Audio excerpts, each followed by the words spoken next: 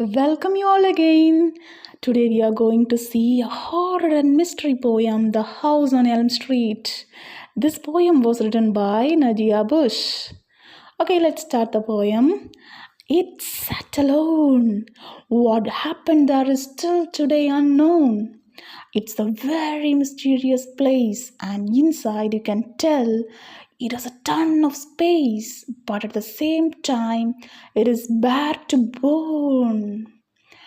It sat alone. அந்த வீடு தனியாக இருந்தது. What happen there is still today unknown. இன்னைக்கு வரைக்கும் அங்கே என்ன நடக்குங்கிறது யாருக்குமே தெரியாது. It's a very mysterious place. பார்க்குறதுக்கே ரொம்ப மர்மமாக இருக்கும் அந்த இடத்த. And inside you can tell it has a ton of space. அதற்குள்ளே டன் கணக்கில் ஸ்பேஸ் இருக்குது. அதிக நிலப்பரப்பு காணப்படுது. But at the same time it is bare to the bone. ஆனால் அங்கே எல்லாமே பேராக இருக்குது. பேர்னா வெற்றிடம், எதுவுமே இல்லை, காலியாக இருக்குது. இந்த இடம் ஃபுல்லாகவே காலியாக இருக்குது. At night the house seems to be alive. Lights flicker on and off. Night தான் இந்த வீடு லைவ்லியாக இருக்கும். அங்கே யாரும் இருக்கிற மாதிரியே இருக்கும். லைட்ஸ் ஃப்ளிக்கர்னா அப்படியே வெட்டிக்கிட்டே இருக்கும்ல. நைட் ஆனால் சில நேரத்தில் லூஸ் கனெக்ஷனாக தான் வெட்டும் இல்லையா, அந்த மாதிரியே லைட்ஸ் அணைஞ்சும் அணையாமலும் அப்படி ஆன் அண்ட் ஆஃப் ஆகி இருக்கும். I am often tempted to go to the house. அந்த வீட்டுக்கு போகணும் அப்படின்னு என் மனசு அடிக்கடி சொல்லிக்கிட்டே இருக்கும். அந்த வீடு என்ன ஈர்த்துக்கிட்டே இருந்துச்சு.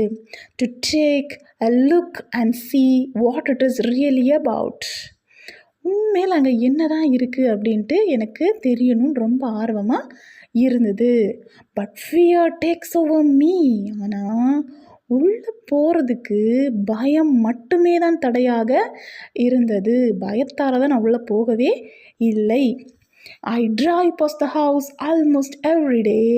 The house seems to be a bit brighter. Drive pastனா அந்த வழியாக தான் அவங்க பாதி நாளுமே அந்த வழியாக தான் போவாங்க.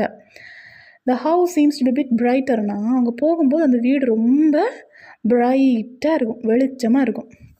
On this warm summer day in May, it plays with your mind. இந்த மே மாதத்தில் இந்த கோடை வெப்பத்தில் அது மனசு கூட விளையாடும். வாரியா வீட்டுக்குள்ளே வந்து பார்க்குறியா அப்படின்னு சொல்லிட்டு மைண்டுக்குள்ளே விளையாடிக்கிட்டே இருக்கும். To me I say it is one of the kind. அதில் என்னவோ இருக்குது, அது ஒரு ப்ராப்ளமேட்டிக் வீடு தான் அப்படின்ட்டு எனக்கு தோணுது. Okay, beside the house it's a tree. பிசைட்னா பக்கத்தில், அந்த வீட்டுக்கு பக்கத்தில் ஒரு மரம் இருந்தது. It never grows leaves not in the winter, spring, summer or fall. It never grows leaves. அந்த மரத்தில் என்ன இருக்காது? இலைகளே இருக்காது. அது குளிர்காலமாக இருந்தாலும் சரி, வசந்த காலமாக இருந்தாலும் சரி, கோடையாக இருந்தாலும் சரி, இலையுதிர் காலமாக இருந்தாலும் சரி, அதில் இலைகள் வளருவதே இல்லை அப்படின்ட்டு அவங்க சொல்கிறாங்க. It does it's there never getting small or ever growing tall. அப்படியே இருந்துச்சு. வளர்றதும் இல்லை, குறையிறதும் இல்லை, ஷார்ட்டாகவும் செய்யாது, டாலாகவும் செய்யாது, அப்படி இருந்தது. How could this be? இது எப்படி சாத்தியம்? அப்போ கண்டிப்பாக இங்கே மர்மம் இருக்கு இல்லையா அப்படின்னு போயட் ஃபீல் பண்ணுறாங்க. Rumors are constantly being made and each day the house just began to fade. Rumorsனால் என்ன? ரூமர்ஸ்னால் வதந்தி. எப்போவுமே ஒவ்வொருத்தரும் ஒவ்வொரு வதந்தியை கிளப்பிக்கிட்டே இருப்பாங்க. அங்கே இது இருக்குமோ, அப்படி ஆயிடுச்சு தெரியுமா, அங்கே அவன் போனான் தெரியுமா, அப்படி இப்படின்னு ரூமரை கிளப்பிக்கிட்டே இருக்காங்க. And each day the house just begins to fade. ஒவ்வொரு நாளும் பார்க்க இப்போ வீடு மங்கிக்கிட்டே இருந்தது. What happen inside that house I really don't know. அந்த வீட்டுக்குள்ளே உண்மையில் என்ன நடந்துச்சு அப்படிங்கிறது உண்மையில் எனக்கு தெரியவே இல்லை. I guess it will always be a mystery. என்றைக்குமே அது மர்மமாக தான் இருக்கும் அப்படின்ட்டு நான் நினைக்கிறேன் அப்படின்னு நடியா புஷ் அழகாக சொல்லியிருக்காங்க. அவங்க மனசு எப்படி ஒரு வீட்டை பார்த்து விளையாடுச்சு அப்படிங்கிறத இந்த போயமில் நமக்கு சூப்பராக சொல்லியிருக்காங்க. எல்லாருக்கும் பிடிச்சிருக்கும்னு நினைக்கிறேன். Thank you so much for listening.